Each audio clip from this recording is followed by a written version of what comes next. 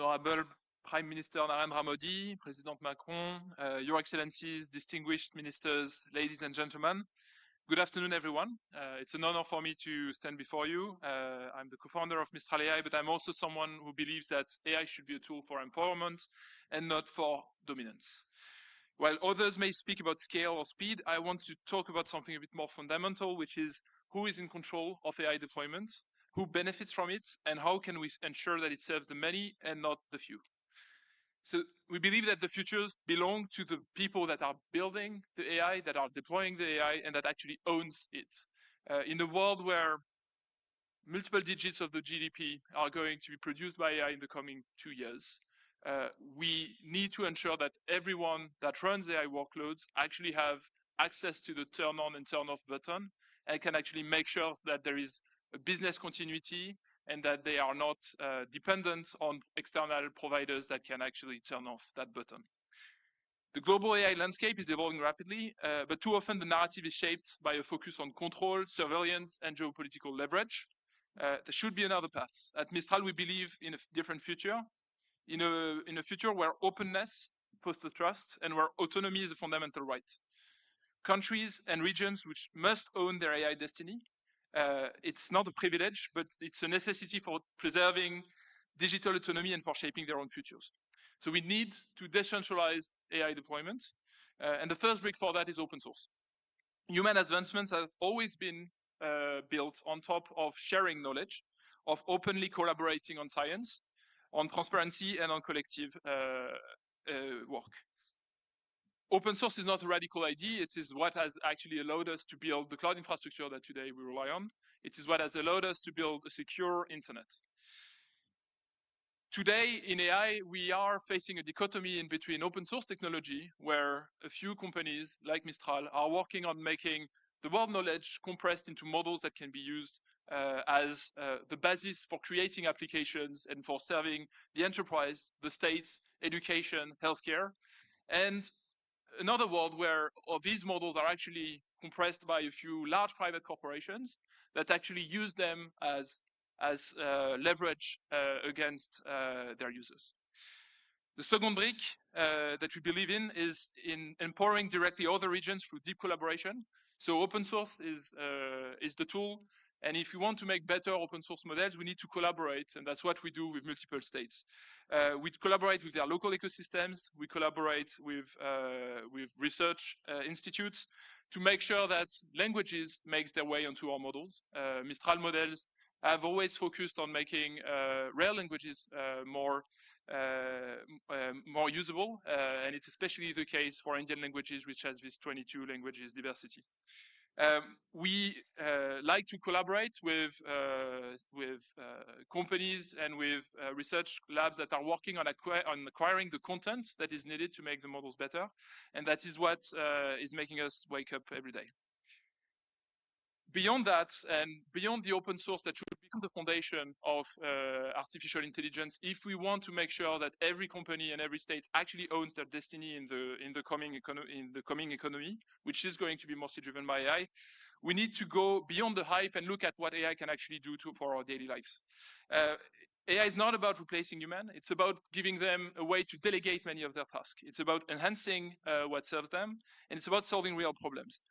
So at Mistral, we work with public services, we work with healthcare, we work on making sure that citizens can access information in an easier way, in a faster way. We work on making sure that unemployed people, for instance, in France, are actually able to find a job faster thanks to AI assassination. AI should be a tool that empowers people, that empowers businesses, and that ensures that governments can improve the quality of their services, can improve the lives of their citizens, and can improve the quality of life of communities. However, it only works if everybody can access it and if everybody understands how to use it. That's why multilingual AI is actually a very strong necessity. That's also why we need to focus on training people and on bringing them the technology at an affordable price. To do so, we work as a model provider and as a software provider. We work with infrastructure providers across the world to deploy and modify our technology so that it is amenable to large communities, so that our small models can actually be deployed to create products that are cheap to serve and therefore are affordable by the masses. So at Mistral, we're not waiting for the future. We're trying to build practical and impactful solutions on top of the open source model that we're creating. We are creating the enterprise layer on top, which allows to customize systems to make small models that serve purposes, to automate tasks in enterprises so that people can focus on the things that matter and on the creative aspect that is going to be the most important quality in human life thanks to artificial intelligence. And we focus on making impactful solutions. I would say that we are at a risk today in the world to be, we're facing too much concentration of power in artificial intelligence.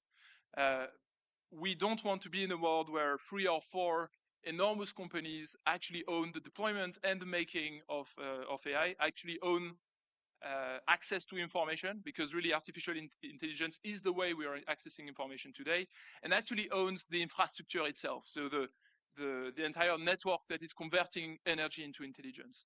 We need to make sure that every country's, every economic community actually has a strategy to own a part of it, not all of it.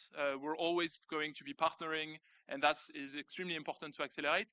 But ownership and ensuring that nobody gets excessive leverage is going to be critical if you want to ensure that the world we live in remains stable.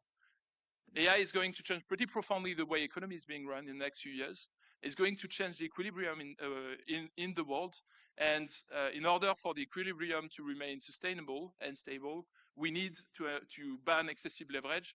And India is a leader in betting on self-reliance, which is absolutely critical for a country this size.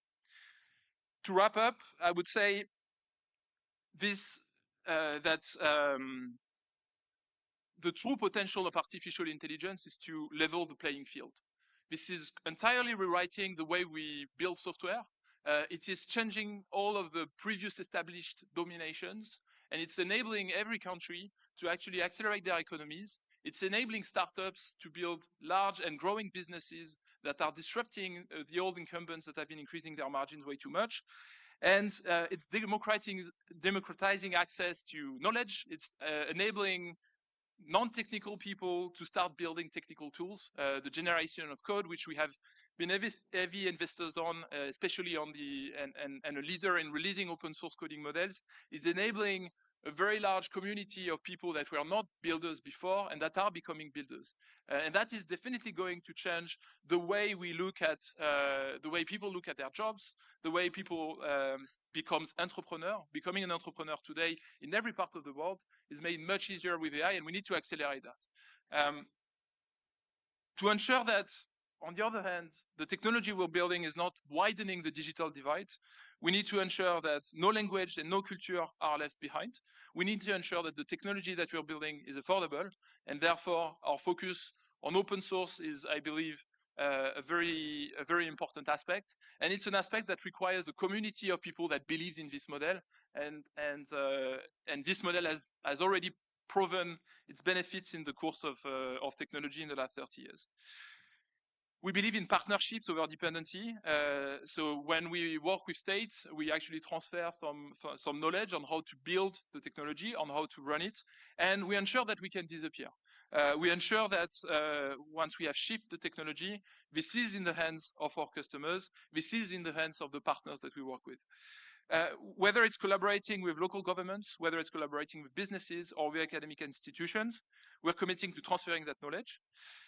We believe that India's opportunity is extremely large in that its talent, a quarter of our researchers are actually Indians, its diversity of culture, and its ambition, and the size of the market and the size of its industry is giving it immense leverage when it comes to building artificial intelligence that will be differentiated, that will be a major way, a major product of export, and that will provide them with even more leverage on the international scene.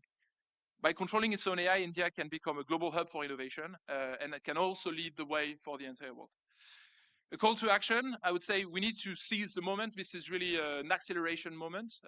We've gone from a place where chatbots were actually pretty amusing 2 years ago to a world where now we can delegate tasks over multiple hours and actually have an army of AI delegates that can do a lot of things on our behalf. And so it's enabling anyone to build much faster. But what that also means is that the people that are not catching that wave are going to be left behind. And so to governments, I would say you need to invest in AI infrastructure that you own, that you make sure to distribute to local and regional providers. You need to prioritize investment on local talent. You need to make all of your engineers and everyone better at using AI. You need to invest on content. We're all about compressing knowledge. This is something that humanity has always been doing. And to compress knowledge and to make sure that your language and your culture is represented, the aggregation of content and the usage of those contents to make open source assets is absolutely critical. And the time is really now. We need to not miss that. To the businesses, I would say adopting AI is going to take some time, but it's going to bring immense leverage. And you have unique assets in your companies. You have IP, you have knowledge, you have folklore knowledge. The way you're processing, the way you're operating your business is different from the way your competitors are operating it. And what that means is that you need to build your own AI systems. The same way you train unique employees, you will need to train unique AI agents. And that will only happen if you take a meaningful part of the value chain and you make it internal. Finally, I would say the future is ours to shape. The AI revolution is here. The path that it can take is really, there are multiple paths it will take. Will it be a tool of dominance, or will it be a force for empowering people? Will it deepen divides, or will it bridge them? Will it allow will it allow certain countries to leapfrog? We believe it can happen, but we believe it only happens if we work as partners, if we work with a commitment to transparency and openness, and if we choose to look at AI as a next vector of autonomy and a way to ensure that every country remains self-reliant. So we choose a future where AI is built for the many and by the many and for the many, and India and the world deserves nothing less. So I would say let's build it together. Thank you. If you like the video, do like, comment, share and subscribe.